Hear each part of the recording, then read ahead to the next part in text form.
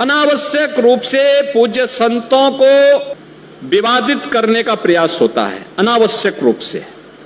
लोग कह रहे हैं कि माफी मांगनी चाहिए प्रेमानंद जी को। माफी उन्हें मांगनी चाहिए जो लोग कह रहे हैं। आज हम बात करने वाले हैं प्रेमानंद जी महाराज ने जो स्त्री और पुरुष दोनों के लिए कहा है, लेकिन सोशल मीडिया में उसे तोड़ मरोड़ कर लोग पेश कर रहे हैं और उनकी आलोचना कर रहे हैं।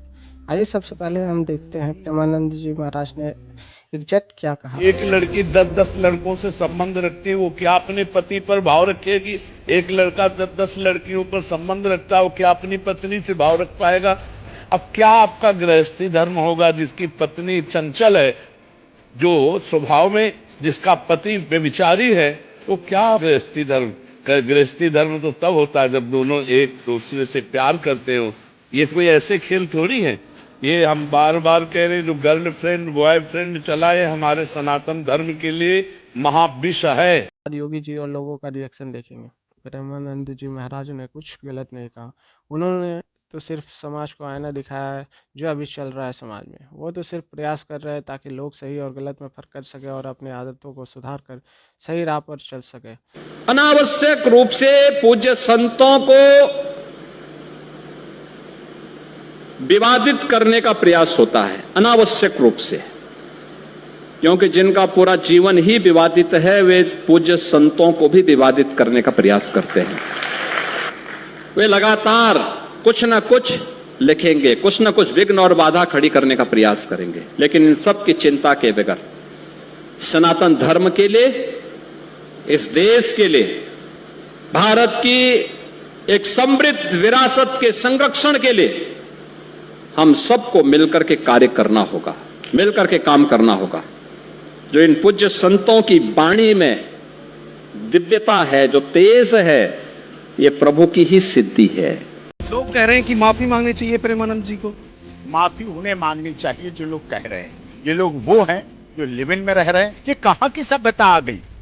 आज पाश्चात्य सभ्यता रक्षाबंधन को भुला रही है, भैया तीज को भुला रही है, माता पिता दिवस को भुला रही है, करवा चौथ को भुला रही है। क्या याद दिला रही पता? Valentine day, love day, hug day, kiss day, yellow day, purpose day, blue day, black day, white day, ये चलने लगे हैं। सुहागन का प्लान हमने बनते देखा है। लड़कियों को सावन का महीना चल रहा है, आज सोमवार का दिन है। सोमवार को हमारी कंवारी लड़कियां व्रत रखती थी, भगवान से शिव से मांगा करती थी हमें अच्छा पति मिले, हमारा राजा सा पति आए, राजकुमार से पति आए।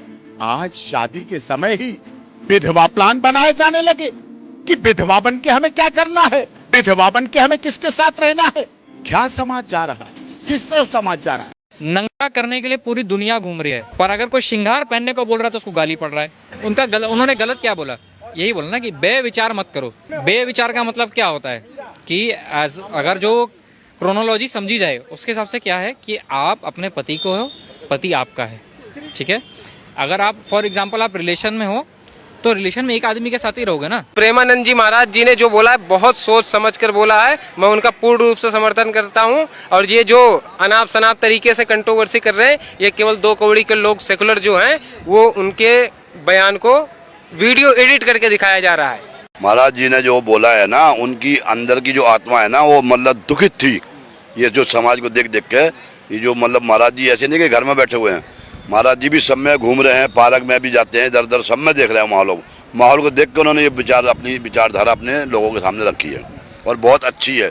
और मुस्लिम समाज के लिए तो बहुत ही ज़्यादा बेस्ट। पूरा मुस्लिम समाज तो यही चाहता है बेशर्माई ना हो, भाई शर्म रहे, बेशर्माई ना रहे। हमारे उलमा भी यही कहते हैं कि इज्जत से रहो, अपने परिवार के साथ रहो। कि जो लोग 4 जगह संबंध बनाते हैं उन लोगों को बात बुरी लग रही है, लगनी भी चाहिए, क्योंकि आईने के सामने जब खड़े होते हो ना और चेहरा गंदा होता है तो आईने की गलती नहीं होती है। भगवान ने नदियां बनाई हैं, गंगा यमुना सरस्वती कृष्णा कावेरी गोदावरी नर्मदा मैया ब्रह्मपुत्र।